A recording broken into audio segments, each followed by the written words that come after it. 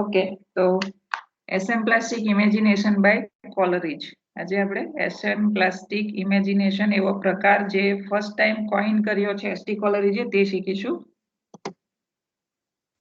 Okay, it was Coleridge who put the word imagination on the map of literary criticism. એ કોલરીજ હતા કે જેમણે imagination શબ્દને literary ક્રિટિસિઝમના map ઉપર મૂક્યો. He was dissatisfied with the practices of the classicists like Pope and the school of French poetry, for they appealed more to intellect than to emotion. કહેવાનો મતલબ કે તેઓ ક્લાસિસિસ્ટ જેવા કે પોપ અને સ્કૂલ ઓફ ફ્રેન્ચ પોએટ્રીના પ્રયોગોથી નાખુશ હતા, કારણ કે તેઓ બધા ઇમોશન્સથી વધુ ઇન્ટેલેક્ટ ઉપર ભાર દેતા હતા. Okay, he found these poets lifeless because for him the essential quality of poetry was the union of deep feeling with profound thought. તેમને આ બધા પોએટ્સ, જેમ કે આપણે ઉપર જોઈ ગયા, આજે સ્કૂલ ઓફ ફ્રેન્ચ પોએટ્રીમાં જેટલા પણ મેમ્બર્સ હશે તે બધા અને પોપ જેવા આ બધા પોએટ્સ નિર્જીવ દેખાયા, લાઈફલેસ, કારણ કે તેમને માટે પોએટ્રીનો આવશ્યક ગુણ એટલે ડીપ ફિલિંગ સાથે ઉદાત્ત વિચાર એવો થતો હતો. ઓકે, આવો અર્થ તેઓ કાઢતા હતા કે પોએટ્રીમાં આવશ્યક ગુણ કયો, તો તેમાં એક એવો ઉદાત્ત વિચાર હોવો જોઈએ કે જેમાં ડીપ ફિલિંગ્સ પૂરેલી હોય. તો ટીએસ એલિયટનું માનવું આવું હતું. તો તે પોપ અને સ્કૂલ ઓફ ફ્રેન્ચ પોએટ્રીથી થોડા વિરુદ્ધ જતા હતા. બરાબર છે. આગળ આપણે જોઈએ, Coleridge did not say much about the medium of expression. કોલરીજે અભિવ્યક્તિના માધ્યમ ઉપર વધુ કશું કહ્યું નથી. Art must be intelligible in its communication. Art તેના કમ્યુનિકેશનમાં સ્પષ્ટ સમજાય એવું હોવું જોઈએ. He was busy with imagination and its sources as vital to all art. તેઓ ઇમેજિનેશન વિષય પર જ બિઝી રહ્યા અને એના જેટલા પણ સ્ત્રોત હતા તે બધા પ્રકારના આર્ટમાં વિશાળ ગણાવ્યા. The artist tries to present his whole awareness of life limited by time and space, but even with these limitations he shows overtones of emotion. એક આર્ટિસ્ટ તેનું સંપૂર્ણ નોલેજ એટલે કે જીવન પ્રત્યેનું તેમનું સંપૂર્ણ નોલેજ સમય અને જગ્યાના મર્યાદિત ધોરણ દ્વારા રજૂ કરવાની કોશિશ કરે છે, પણ આવી મર્યાદાઓ છતાં તે તેમાં ઇમોશન્સ ભરે છે. Thus imagination is an activity of the soul, a power the artist can use only when he is at his best. આવી રીતે ઇમેજિનેશન આત્માની એક એક્ટિવિટી છે, એક એવી શક્તિ છે કે જે એક આર્ટિસ્ટ યુઝ કરી શકે છે અને તે પણ તેનો સમય સારો હોય ત્યારે. He further explains that art is the reconciliation of likeness and differences, of the general and the concrete, of the idea with the image, of novelty with freshness. વધુમાં તેઓ સમજાવે છે કે આર્ટ એક જુદાપણા અને સરખાપણા વચ્ચેનો, સામાન્ય અને સ્પષ્ટ વચ્ચેનો, વિચાર અને દ્રશ્ય વચ્ચેનો તથા નવા અને તાજા વચ્ચેનો સુમેળ છે. And all this is achieved through the power of imagination. અને આ બધું ઇમેજિનેશન પાવરથી જ હાંસલ કરી શકાય છે. Up to the Romantic period, fancy and imagination were almost synonyms. Romantic period સુધી ફેન્સી અને ઇમેજિનેશન આ બે શબ્દો સમાનાર્થી ગણાતા હતા. They were used to denote a faculty of the mind which is distinguished from the senses and which reorders them into new combinations. તે બંને માઇન્ડની એક ફેકલ્ટી તરીકે નોંધાયા હતા. આ જે બંને શબ્દો છે ફેન્સી અને ઇમેજિનેશન તેની વાત છે અહીં કે જે સેન્સીસ થી વિશિષ્ટ પ્રકારની ગણવામાં આવતી હતી. હ્યુમન બીંગમાં 5 સેન્સીસ આવે છે બરાબર ને, પણ આ જે બે ફેકલ્ટી છે ફેન્સી અને ઇમેજિનેશન એ હ્યુમન બીંગની 5 સેન્સીસ થી થોડી વિશિષ્ટ પ્રકારની ગણવામાં આવતી હતી કે જે એ સેન્સીસને રીઓર્ડર આપી એક નવું સંયોજન કરી આપતી હતી.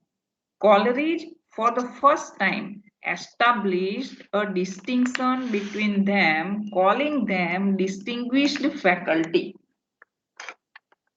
Coleridge સૌપ્રથમ વખત એ બેમાં વિભાજન પાડી બંનેને જુદી જુદી વિશિષ્ટ પ્રકારની ફેકલ્ટીઓ ગણાવી છે.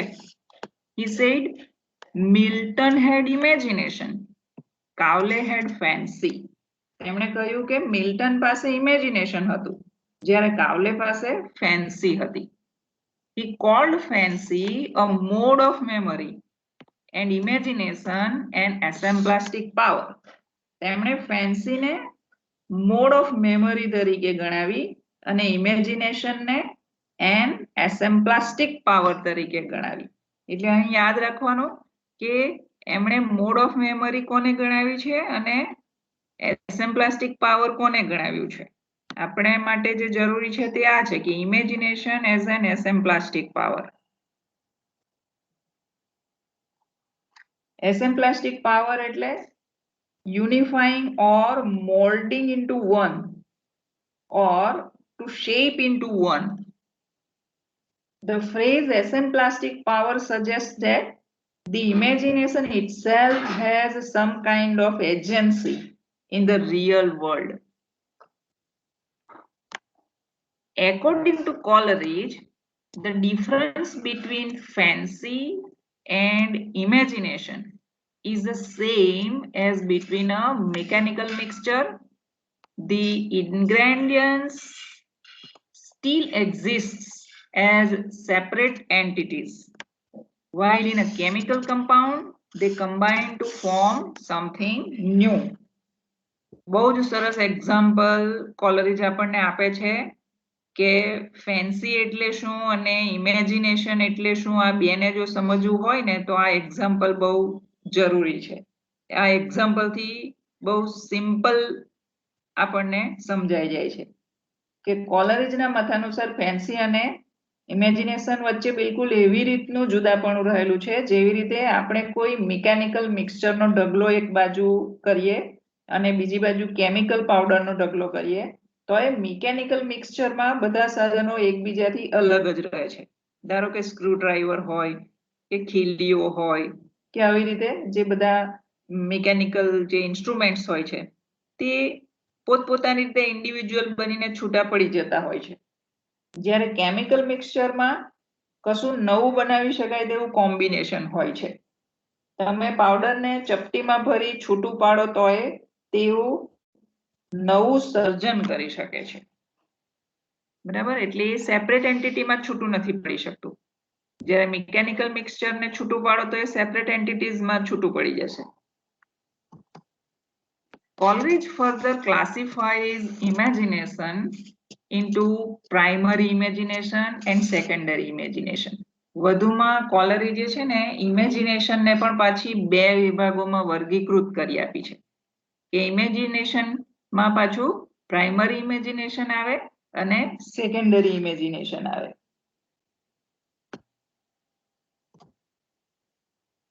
આપણે પ્રાઇમરી ઇમેજિનેશન સમજવાની કોશિશ કરીએ. The primary imagination is simply the power of perceiving the objects of sense like persons, places or things, both in their parts and as wholes.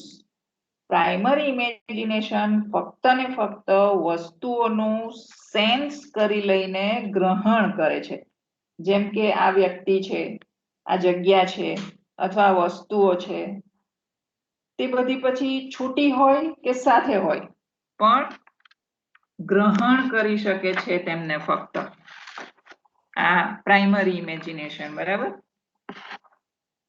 It is an involuntary act of the mind to have a clear picture of the object perceived by the senses.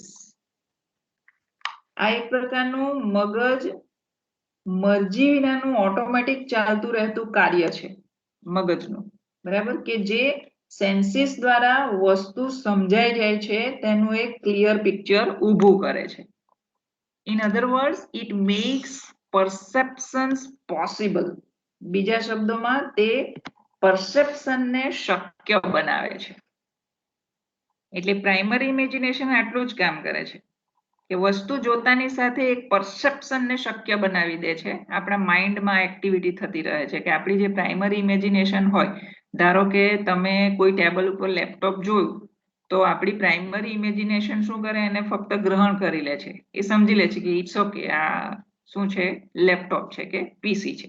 બસ આટલું જ કામ primary imagination કરે છે. ફક્ત perception કરે છે, ફક્ત ગ્રહણ કરે છે, એક સમજ શક્તિ ગ્રહણ કરે છે, ઓળખી શકે છે ફક્ત.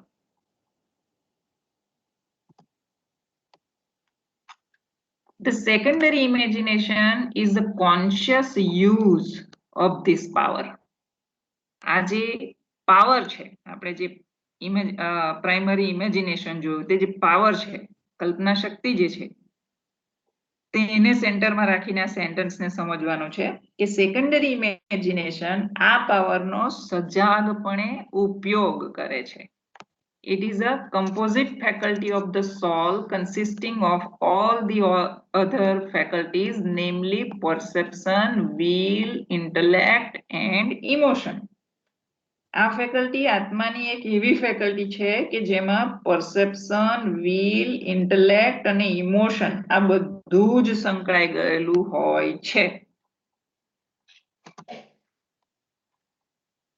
While the પ્રાઇમરી ઇમેજિનેશન, આપણે હવે ડિફરન્સ જોઈશું આ બંને વચ્ચેનો, પ્રાઇમરી અને સેકન્ડરી વચ્ચેનો. એકવાર આપણે પ્રાઇમરી ઇમેજિનેશનની ડેફિનેશન સમજી ગયા, બીજી વાર આપણે સેકન્ડરી ઇમેજિનેશનની ડેફિનેશન સમજી ગયા, અને હવે એ બંને વચ્ચે ડિફરન્સ શું રહેલો છે તે સમજીશું. કે the primary imagination uses only perception. The secondary imagination employs all the four faculties. Okay, primary imagination ફક્ત પરસેપ્શન કરે છે, જ્યારે સેકન્ડરી ઇમેજિનેશન ચાર ફેકલ્ટીઝ જેવી કે પરસેપ્શન, વિલ, ઇન્ટેલેક્ટ અને ઇમોશન આ બધીને એકસાથે પ્રયોજે છે. It is therefore a more active agent than the primary imagination. તેથી સેકન્ડરી ઇમેજિનેશન એ પ્રાઇમરી ઇમેજિનેશન વધુ એક્ટિવ એજન્ટ છે. Coleridge identifies this secondary imagination as a unifying of asemplastic power. Coleridge આ secondary imagination ને unifying asemplastic power તરીકે ઓળખાવે છે. In other words, it is the asemplastic imagination what is perceived by the primary imagination. This asemplastic imagination dissolves, diffuses and dissipates in order to recreate.